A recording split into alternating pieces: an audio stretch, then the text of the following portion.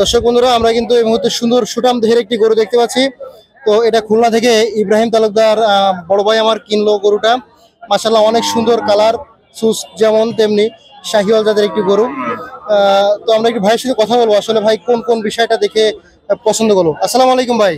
ওয়ালাইকুম আসসালাম। ভালো আছেন? জি। আচ্ছা, আপনার এই শাহিওয়াল গরুটা কোন কোন দিক দেখে পছন্দ হলো?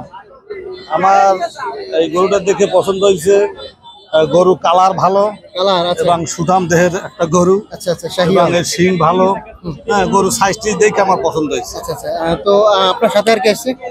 আমার সাথে আমার আরো 3 ভাই আছে আমাদের। আর কিনছেন কার কাছে?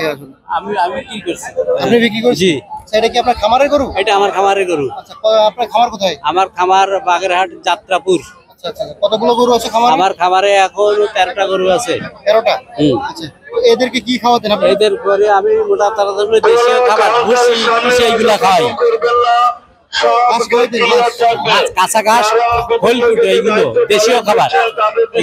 তো আপনি এই 1,65,000 টাকায় এই 1,65,000 টাকা বিক্রি করে এই গরুটা আবার লস হয়েছে।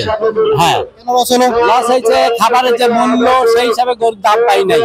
এই গরুর খামারে বিক্রি কথা হয়েছিল 2 লক্ষ টাকা, আমি তখন না দেওয়াতে এই টাকাটা ক্ষতিগ্রস্ত হয়েছে। ভাইয়া, আপনি ক্রয় করে খুশি?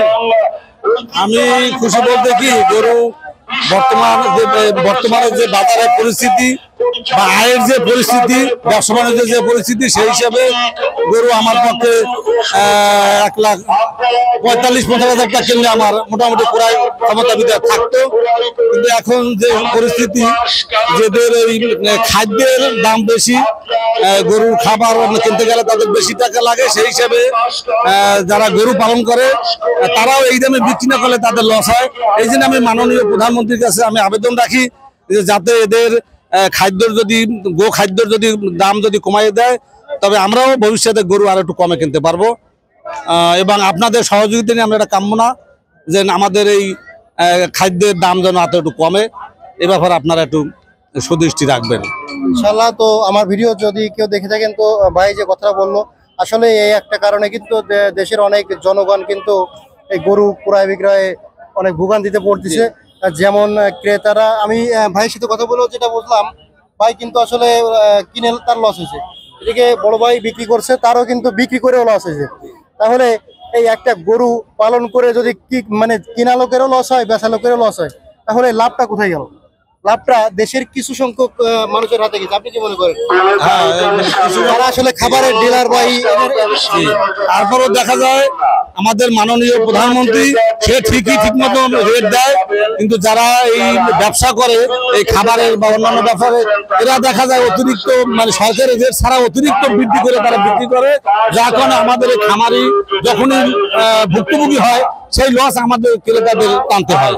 তো এইভাবে যাতে তারা সিন্ডিকেট করে বিক্রি না করে, এই সিন্ডিকেট ভাঙার জন্য মাননীয় প্রধানমন্ত্রী যেন তাদের প্রতি প্রশাসন দিয়ে সুদৃষ্টি রাখে, এবং এইটা আপনাদের সাংবাদিক ভাইদের মাধ্যমে আমরা সহযোগিতা চাই। এটা আমি চেষ্টা করবো আমরা।